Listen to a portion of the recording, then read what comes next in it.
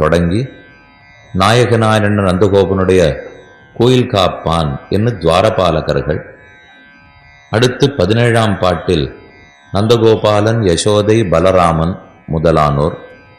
18, 19, 20ஆம் பாசுரத்திலே பெருமானுடைய திவ்ய மகிழ்ச்சியான நப்பின்னை பிராட்டி ஆகியோர்களை ஆசிரயித்துக் கொள்ளுகிறாள்.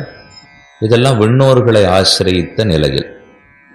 அதற்கு மேல் 21ஆவது பாசுரத்திலிருந்து நேரே பெருமானிடத்தில் பிரார்த்திக்கிறாள். இன்றைய நாள் பாசுரம் 16ஆவது பாசுரம், விண்ணோர்களை ஆசிரியிக்க தொடங்குகிற பாசுரம்.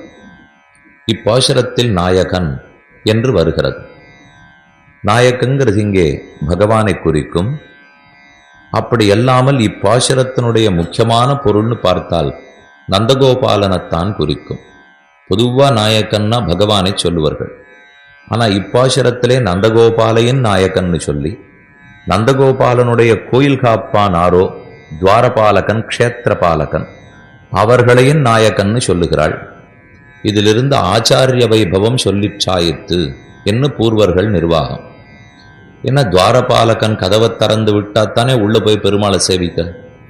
ஒரு ஆச்சாரியன் பகவானை பற்றி நமக்கு சொன்னால்தான் அவர் அனுகிரகமடியாகத்தான் பகவத் தரிசனமோ பிராப்தியோ நமக்கு கிட்டும்.